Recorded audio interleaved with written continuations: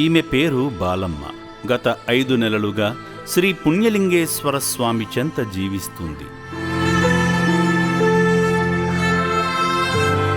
మానసిక స్థితి సరిగా లేక దిక్కులేని స్థితిలో రోడ్లపాలైన ఆమెను యాదాద్రి భువనగిరి జిల్లా చౌటుప్పల్లోని అమ్మా నాన్న అనాథ ఆశ్రమం చేరదీసి అండగా నిలిచింది.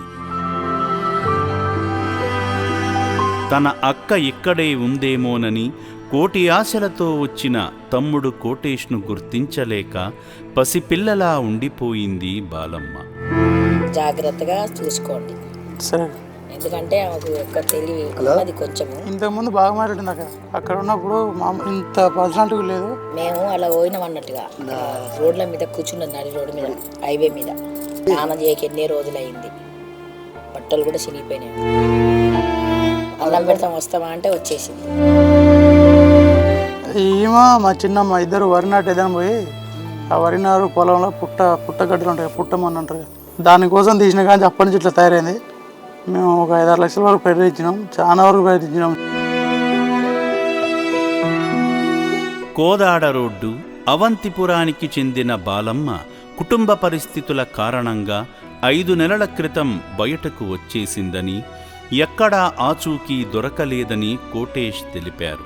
తన అక్కను చేరదీసి పునర్జన్మనిచ్చి కంటికి రెప్పలా కాపాడిన సేవాశ్రమానికి, శ్రీ పుణ్యలింగేశ్వర స్వామికి కృతజ్ఞతలు తెలిపాడు. ఈమె పేరు బాలమ్మ, మా తోడబుట్టిన సొంతం అక్క. ఇంతకుముందు ఫ్యామిలీ గొడవల వల్ల ఇబ్బందులు పాలయ్యి రోడ్డున పడిపోయింది.